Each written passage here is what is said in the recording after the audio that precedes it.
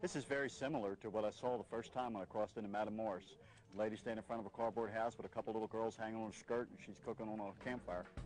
Though Bob has been visiting this family for the past 2 years, on this day he discovers something new. 2 years she's had this open sore in her leg. She didn't even mention this to us because she didn't want to trouble us about it. The doctor's given her injections. She says the injections and the medicine that she's been taking for 2 years have done nothing.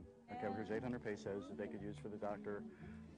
And I will be back in a couple of weeks and I will need a receipt for this, but she does need to go to a doctor. And if this is not enough money, when I return, we'll get some more.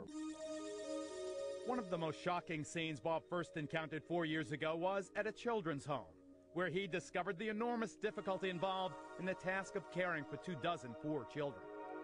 When I first came here, they had 24 children, and they said they needed everything. The children were sleeping 3 to a bed. The plumbing was not working. Toilets weren't working. Showers were barely working. Some of them, their parents are in jail.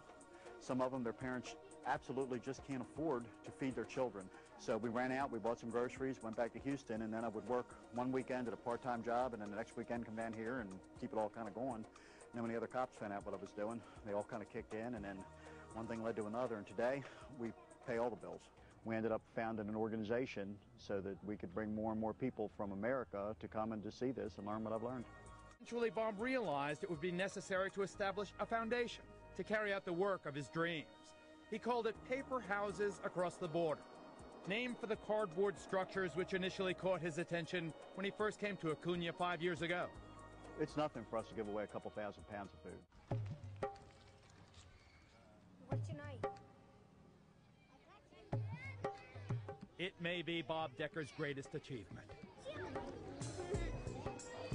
Feeding 240 of the children at the Emiliano Zapata grade school in Acuna, Mexico. If it weren't for Bob and other Americans inspired by him, even the tables and chairs would not be here. We started out with taking the meals over to the school. We only could take 40, that's all we had money for.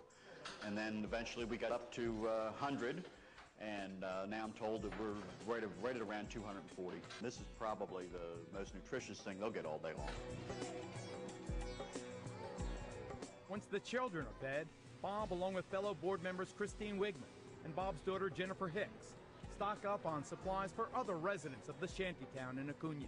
Let's have some fruit, maybe some oranges or something. Before Bob had formed the organization, he would just get up and speak about what he was seeing. And I said, I'm Christine Wigman, and I would love to come down with you.